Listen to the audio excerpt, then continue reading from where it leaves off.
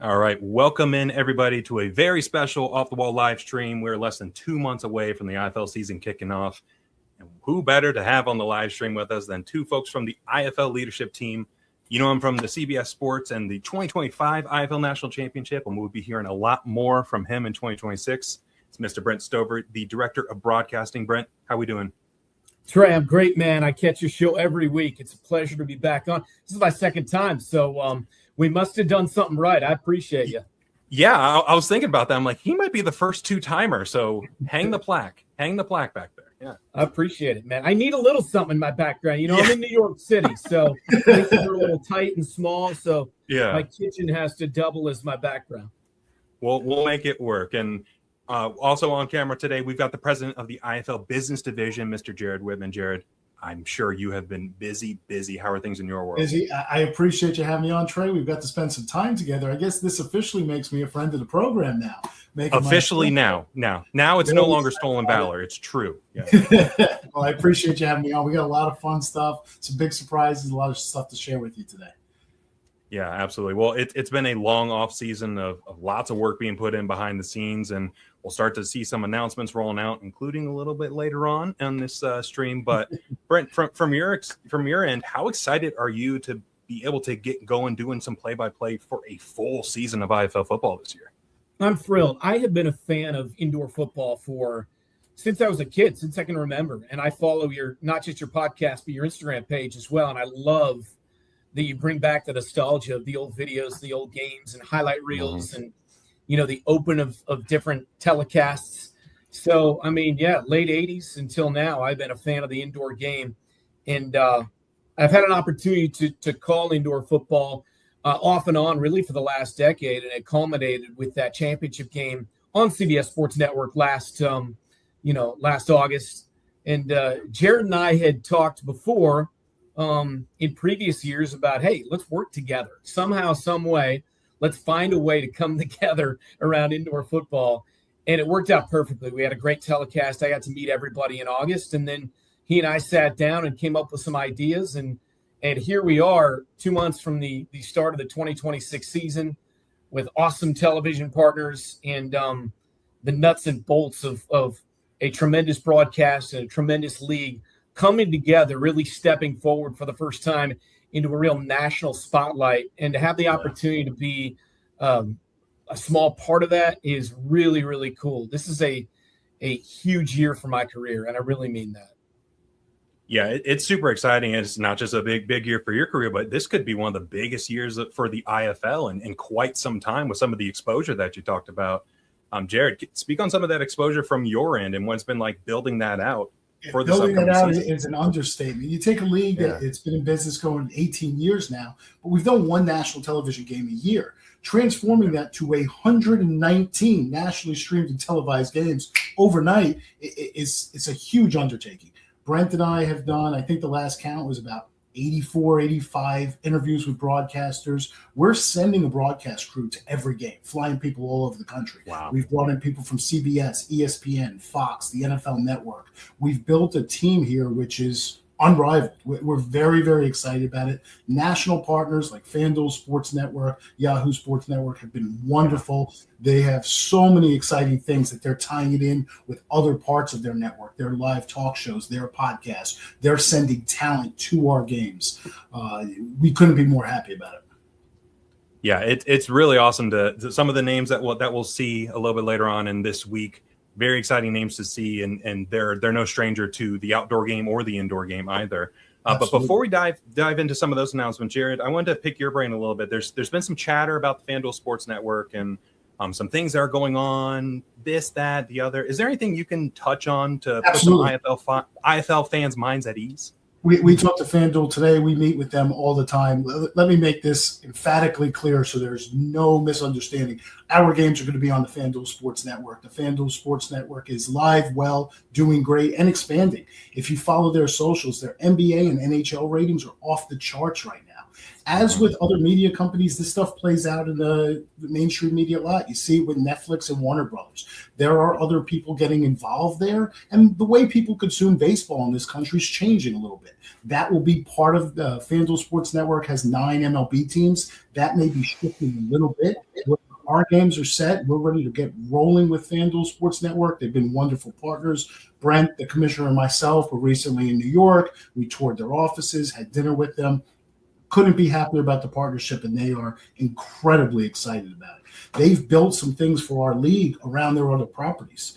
Golic and Golic, and Mike Golic's been around this game for 30 years. They're doing some stuff with our games where you may see games built around that show. So we talk to FanDuel at least 5 times a week. They're happy, we're happy, and we are full steam ahead.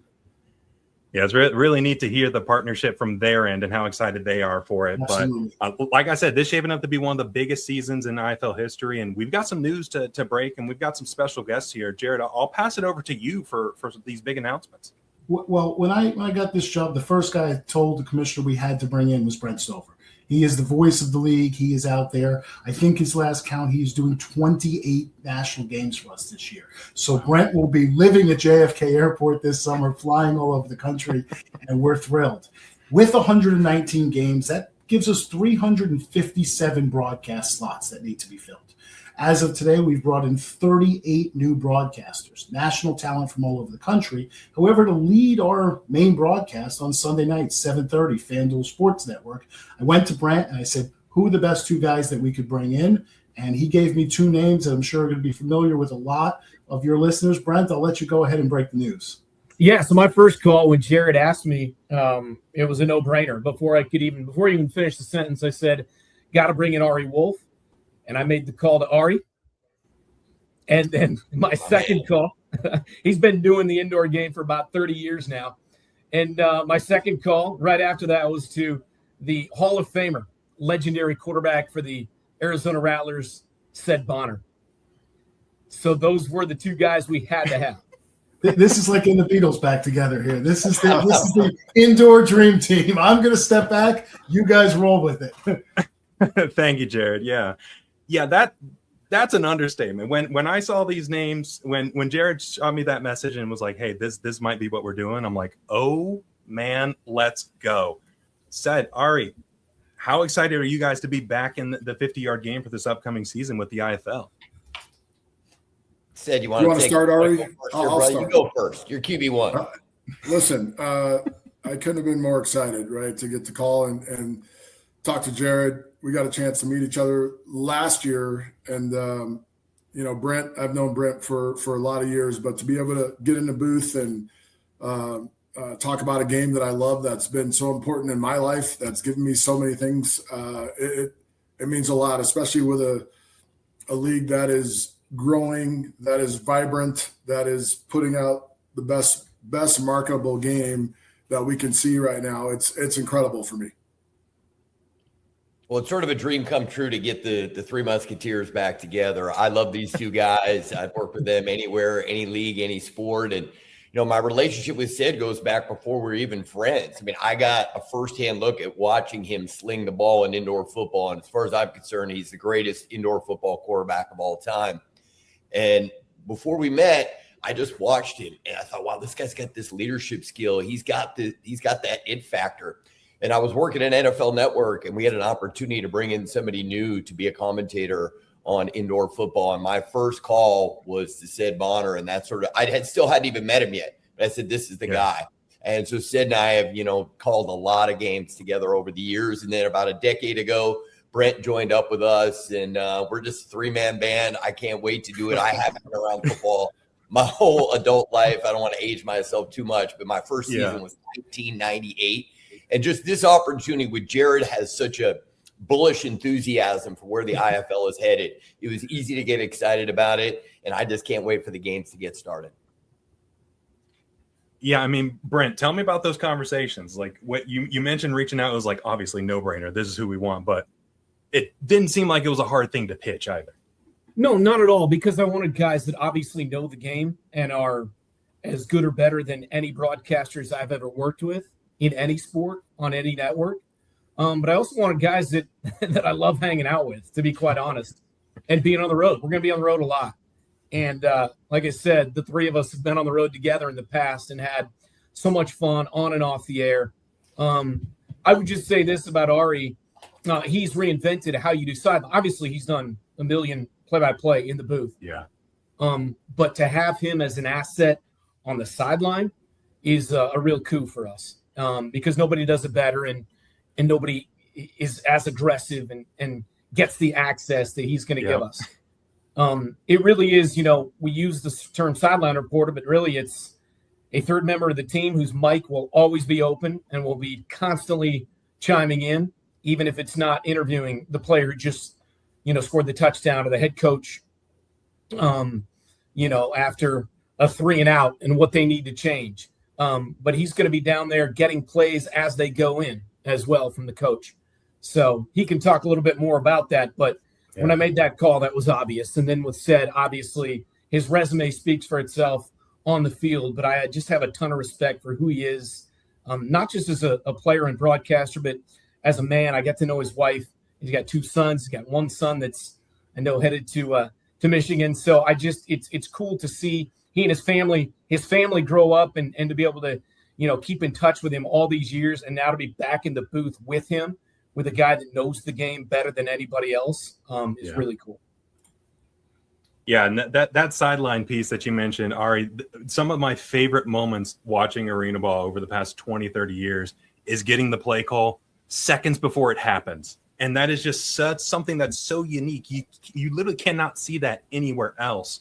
And that to hear that's coming back in 2026, man, I feel like a kid again. Like I feel like I'm watching arena ball back in the day. So this is gonna be really, really cool. Well, the great part about it, right, is it's the intimacy, right? It's how close we get to the game. You can't do that in college football. You can't do that in the NFL. I'll get spit on a few times. I'll get some sweat from the guys that go over me. And like the interactions on the field are so fun. I mean, one of my all-time favorite guys is Kevin Guy. Because Kevin Guy will call the play. We're down on the field. If the play works, he comes back. I get a fist bump.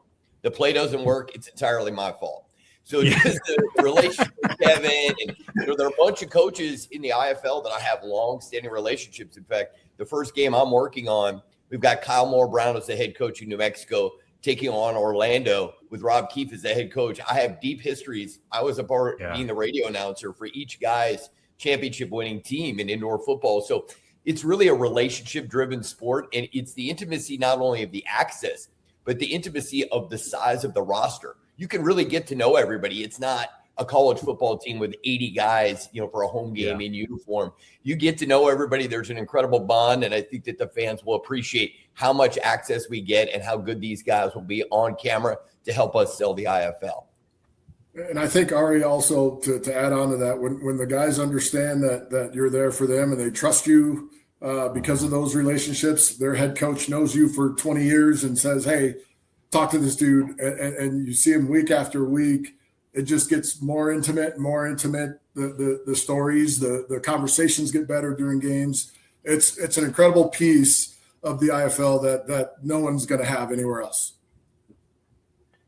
Yeah, and said you have a unique experience where you've been on the sideline doing some of that poking and prodding about what's going on, but then you've also been on the coaching end of it where not too long ago, old Brent Stover over here was picking your brain about a play you were trying to run. How was it from the coach's perspective? Brent got put back in his box pretty quickly there by Time out. Let's rewind this. All I said was read the room. We're sucking right now. I'm like, we're sucking right now. Don't ask me for that. We're sucking. Like, read the room, bro. Like, but B-Stove knows I love him, man. We've had a lot of fun, and that's why I was comfortable saying that to him, because we do have a relationship. Like, he knows exactly what it was. Like 3 minutes later, I went and gave him exactly what we were doing, and worked out. Only because the play scored a touchdown. That's the only reason. That's why. Hey, I go along the lines when I'm on the sideline, which I was that day, is WWAD. What would Ari do? And I was like, Ari would be right in the thick of this thing, in the ear of said Bonner. So that's what I did. Yeah. It was a joke. No, it was good. Thanks, Trey. It was great. And Seth would have been doing the same thing, and that's the beauty of it, because he's, as you just said, he's done the sideline role as well. Right? So Yeah. he knows I got to get in there and I got to at least try. I got to push the limits a little bit. Well, Trey, I've got some other news. I think you might be. I know you always like a few tidbits before anybody else. So I've got some other early season matchups and broadcast pairings I could share with you here. The first game of the year, March 14th, right out of the gate. And here's a big one for you. Saturday night on Yahoo is the Saturday Night Indoor War. So people are going to love that. That's the name of the broadcast. And the first one out, tell you how excited Yahoo is. They're sending their top talent. Jason Fitz, Nate Tice, Carolyn Fenton are doing the game. They're coming right out there. 2 Fishers Freight versus Quad City. Big opening night. And then the next night is our Hall of Fame game with Joey Bonadonna and Will Blackman, former New York Giant, Green Bay Packer, calls games for the CW. They're doing that game. Another big one I got here, Easter Sunday, April 5th. Kevin Guy's bringing his Rattlers to Fishers Freight. Brent is calling that game with the 11-time national champion winning coach, Curtis Riggs. So that's a really, really big one we're excited about. Easter Sunday. If you know, this year the Final Four is in Indianapolis. Brent's going to be on the desk for that. So we've pigeoned that game right in between there. And then this group together, their first game, April 9th, Tucson, Arizona, versus our newest team, the New Mexico Chupacabras. Coach Kyle Moore Brown's taking his boys to Tucson. It's going to be a good game with these 3. Love it. Love to hear it. I'm sure we'll get the preview of a bunch of matchups or a bunch of pairings and commentary teams over the next week or so. But said, I'd imagine you'll find your way to Arizona for a Rattlers game at some point this season. I didn't see it on the schedule, so I'm not really sure. No, I'm just kidding. Yeah. I was about to say, Jared, we got to go offline. We got to settle this. Like, we got to figure this out. May 3rd, Rattlers in Vegas. Huge game Sunday night football. I'm excited, man. It's to get a chance to be around, as I already talked about Kevin. He's such a colorful dude in that competition mode when he's going. It's a beautiful thing, and the way they finished the season last year, look out, because that dude always rebounds. Yeah. So those guys will have a pretty special year, I would imagine. And now with Max Myler, the MVP, obviously going from Green Bay over there. I mean, their offense is going to be electric. There's so many good storylines. We got so many games in Vegas too. The defending champs, the Nighthawks. Like, the matchups are going to be out of this world, and the opportunity to, especially out west with the 3 teams in Arizona. You got the expansion team now with New Mexico. You got the defending champs in Vegas. The Strike Force are going to be a problem for opponents this year as well. I mean, it's going to be the best season to date, in the IFL. So we couldn't be more excited. I got to just give Jared credit. Ari said bullish earlier. That's the word. I mean, he got out in front of everything, scheduling, putting together broadcaster teams. I've had so many guys reach out that want to get involved, and they've done nothing wrong. They're doing their job by reaching out a couple months in advance. And I've had to say, hey, sorry, my boss got this thing done. This was done by Halloween. Apparently that's not exactly. Wow. No, I mean, we've been around the industry, and oftentimes you're having to wait a little bit on executives and stuff. I mean, they've got so much on their plate. It's nothing against anybody else, but with Jared, it was, all right, we're getting this thing done, 5-6 months in advance, and he did that. So this next question is for all 3 of you guys here. Obviously there are some differences between that traditional arena style that you guys have been around for so long, and then this indoor style that the IFL plays. What excites you the most about that difference of style coming from a game that you've been commentating on for over 20 years, where there are similarities, but there's also some key differences as well? Well, the 2-point deuce I love.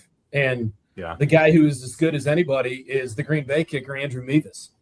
Yeah. And you may have noticed Harrison, his brother, won the game for the Rams in Chicago last night. Yeah. So we got that as a storyline. I love the kicking aspect that, in other arena games, obviously the rules have been different where you're playing it off the net. Well, what I prefer here is the kicker has an even more prominent role because he has the opportunity to get the 2 points there. You can have 10-point possessions, which is huge. Yeah. So that's the biggest, rule difference that I've enjoyed the most in the IFL. I think you're going to see from our uniforms that we get through Adidas, the fields that we have, the logos we have, the polished product that we're putting out there. Every game, the league is producing every single one of these games. The talent that we're putting in the booth is matched by the talent on the field. It's going to be a product that we're bringing to our fans. And let me tell you this, Trey, I know you get asked about this. There's going to be some other big announcements coming in about 10 days. But hand to God right now, I will tell you, every one of the 119 IFL games, ready for it? Not $1. You could watch it anywhere in the world as long as you have internet, completely for free. So all of our fans will get our product brought right to their phones, their homes, everywhere else. Will not cost you $1. That's exciting. Yeah, that's the majority of my DMs on social is, hey, what about this? And I'm like, guys, I don't know what to tell you. Like, I'm a fan just like you. I'll try to pry some stuff out of Jared. But yeah, send him to Brent's Instagram account. He'll answer. That's what I'll do. Yeah, I'll forward it along. Yeah, he's our director of broadcasting and finance. Oh boy, I do like spending Jared's money. He knows that. Well, Arian. Trey, I would just add, was said, you touched on it. He's a Hall of Famer, one of the best ever to do it, if not the best. I would just, I'd love to know from said, just the idea of why that franchise has been so successful and had such a great fan base forever. Because he used to tell me, he was buddies with Dan Marley back in the day of the Phoenix Suns, playing in the same arena. Now they're in Glendale, but said it's unbelievable. It's such a special thing they have there. They do, and I'll hit that one first, and then I'll go back to Trey's question. But I just think the understanding of the game when it first came into the arena in Arizona in 1992, their first year. I came in 93, and it was 15:05 every night. 15:05. Every night, every time we had a home game. And that went on for about 10 years. And they start moving the dates around. So it was still tough to get people indoors, but we'd still have 10,000, 8 to 10,000, wow. Right? So they fell in love with the game, and we were able to, under Danny White, put a great product together. We had a couple lean years there with Todd Shell, Coach Nudo, but fans were still coming, supporting. And then when Kevin Guy took over, it's just skyrocketed. They won 3 straight titles. They just continue to build on the legacy of this program and the organization. It's been ridiculous. And the only thing I can compare it to is if I look at Curtis Riggs' history with Sioux Falls, right? Those are, to me, 2 of the greatest coaches in any indoor football game I've ever seen. It's amazing the way that KG and Ron Schertz have been able to continue this thing and just keep it moving forward, even moving an arena, moving to a different part of Phoenix. It's still able to draw fans and get the support it needs.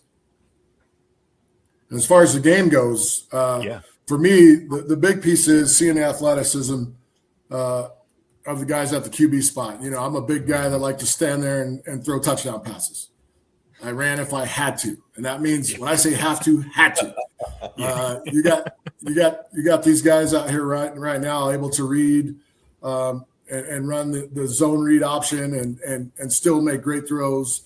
So seeing the way they're able to process the information given to them by the defense quickly and getting the ball out of their hand and still throwing for a ton of yards and rushing for a ton of yards, it's been the most gratifying thing for me, and being able to call Arizona games a couple of years back, I got to know the game very well and see it firsthand. So I love it. It's a good blend of outdoor, indoor with the rushing attacks. So I love it.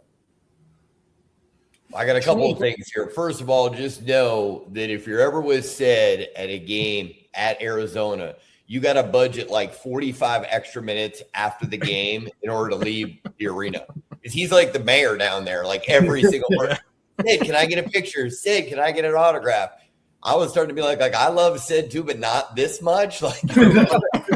Dinner. But Sid's the man down there. And what I think has separated Arizona over the years is they have this standard of excellence, right? And once you've established that, then all the players then coming up want to meet that standard. And they have just had so many Hall of Fame players over the year. And I give, the modern day Rattlers, to me, it's all about Kevin Guy, his ability to recruit players, to develop players. Because keep in mind, every player has been playing outdoor football all their lives, so they come to the indoor game. So what coaches really know how to teach the game? What players may have to play a slightly different position than they played in the outdoor game? So I actually think player development, like you could take two guys with the same skill set, put them in different organizations, and fast forward 3 years, one of those guys is going to be a more elite player than the other. So to me, player development is so key because there has to be so much teaching. And then from the fans' perspective, we have to do a great job of teaching this game, right? We have to teach the rules of the IFL because people have watched different forms of indoor football for years. So part of what we'll be doing is really educating these fans about the things that make the IFL unique and special. But to echo what Sid said, it's the athleticism. I love the size of the arenas. You can literally feel the fans in the game. I mean, I'll be down on the sideline having conversations with fans throughout the game. They'll have something to say to me about some play. It's the back and forth. But for many years, Arizona really set the bar. I mean, when they won 3 straight titles, Sid and I were together for all 3 of those on the call. And so it's just great to see an organization kind of set the standard for an entire league. So there will always be one of the franchises to keep a close eye on. But this first season, going linear and having all these games broadcast, teaching everybody about these amazing coaches, amazing players, and this, I just really like the concept of the way this league plays its game. There's more to think about than in some of the old school indoor leagues I've worked in. So it's going to be a lot of education. It's going to be a ton of fun. But just keep in mind, if you're with Sid and you're in Arizona, budget extra time to get out of here. I just looked, June 14th, Fisher's Freight in Arizona for the Three Musketeers there. There it is. Right. If the game ends at 7, we can't have dinner until 9. No, not a chance. Getting out of the arena. Trey, let me ask you a question here. What games are we going to see off the wall at this year? I mean, we're in Orlando. We got our new bit. We're at the Kia Center. Gorgeous building. And then I'll tell you this, the last week of the year, you might see an Eastern Conference playoff matchup. Green Bay Blizzard coming to town, play Jacksonville. That's going to be a huge game. We've already got that in the circle as well. Yeah, I'm working on some travel stuff now, but for sure, week 1, the Quad City Fishers, going to be in Fishers, Indiana for that. So I'm very excited to be there. I think week 9, there's an Orlando and Jacksonville game on Saturday and Sunday. So I think I'll be able to make the loop. So I'm solidifying some of the plans now. But yeah, I'll definitely be in attendance at some games this year. I'm very excited. Yeah, but I'm looking to get a few more on the books here, and I'm sure we'll take care of you. We'll get you in there, and we'll take good care of you. Yeah, I appreciate that. Well, based on what Ari was saying, it sounds like the Wolf's Den might be coming back. Ari, is that what you're saying on the education piece? Okay. Well, I mean, the Wolf's Den has been dormant for a couple of decades. 2008 was the last year of the Wolf's Den, but yeah, I got to say, technology was different then. It was me and the video guy from the Philadelphia Soul, my boy Mike Fox. I love Foxy. Yeah. We just had a video camera, and I would just riff on everything going on, and then we'd attach the video and upload it. But, in a funny little quirk, I ended up doing the playoffs that year on ESPN, and part of the reason I got the playoffs is they actually watched the Wolf's Den. They came inside the den. They wanted to learn more about the sport because they were new to the sport. And, it was a great forum in order to educate fans about the players and their stories and their backgrounds. Jared and I have not discussed bringing it back. I am open to news to me. It's the first podcast. I don't even think they were podcasts then. I don't know what we even called it.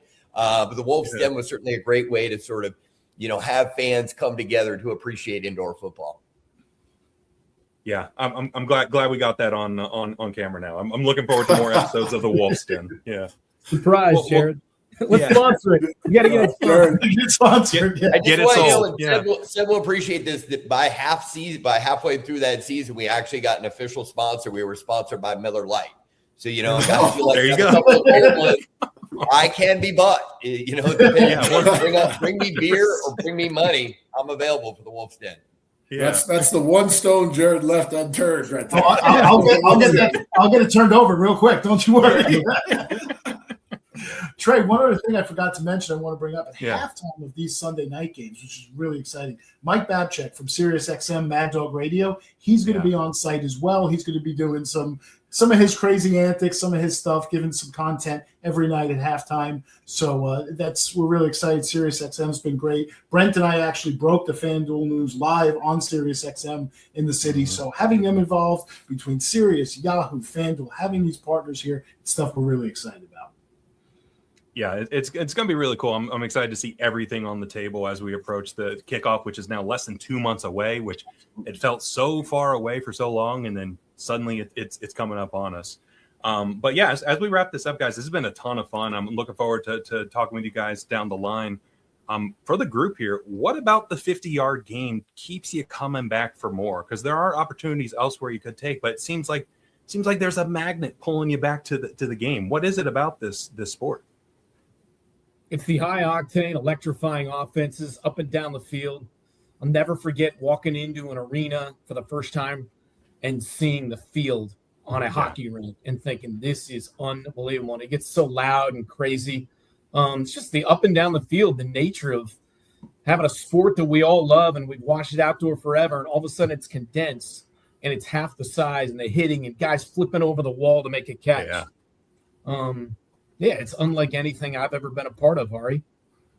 Yeah, there are a lot of reasons why I love it. I feel incredibly fortunate that my career started in Albany, New York with the Firebirds, one of the great organizations to ever play indoor football. And I was around great coaches, legendary players like Touchdown Eddie Brown, Mike Pulowski, Greg Hopkins. So I sort of just fell into the lap of this incredible deal of being a part of indoor football.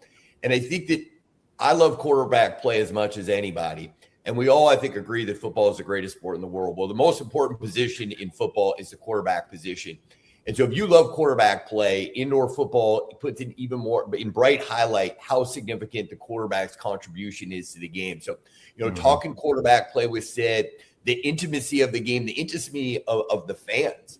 Because, anybody, you'll see us at games. When I see Kyle Moore Brown or I see anybody from the Philadelphia Soul, whether it's going to be Rob Keefe, whoever, you're going to see guys look like brothers who've missed each other for years. There is such a deep love and connection because, Mike Daly used to tell us, care about it so much that people are like, what's up with that guy?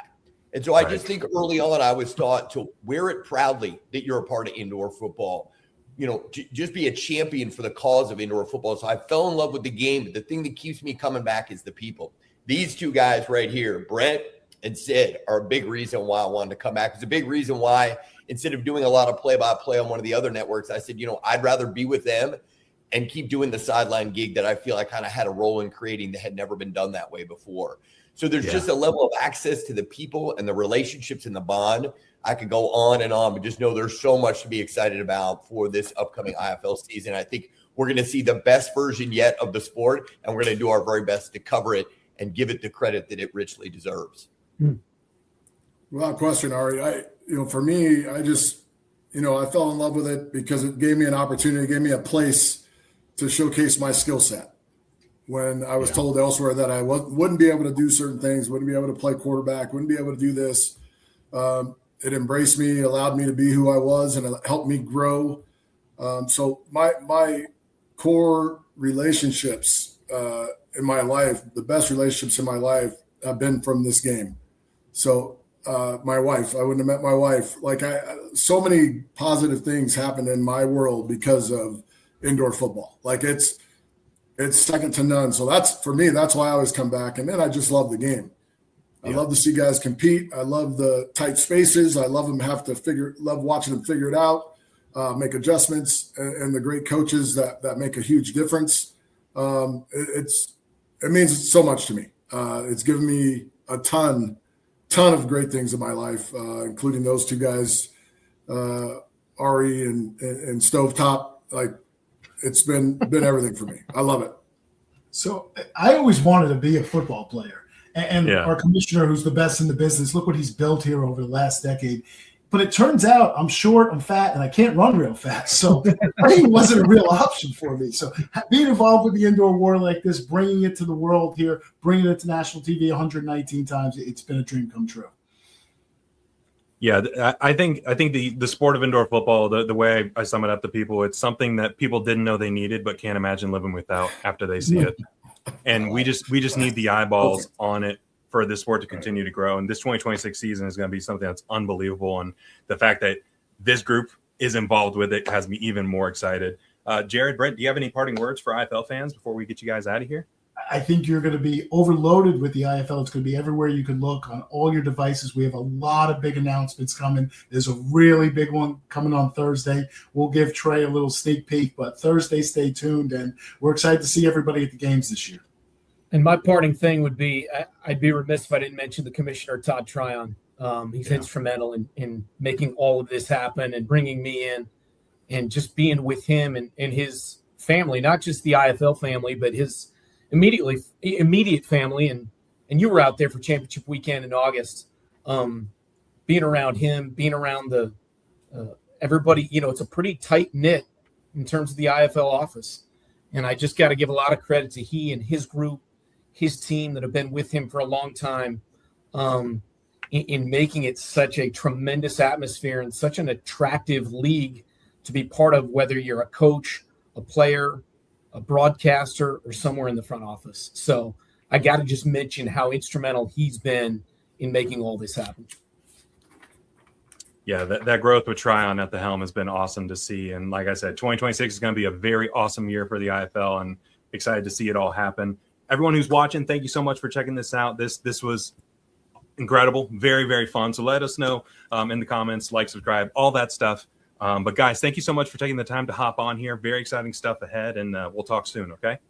Thanks for having us, Trey. We appreciate it.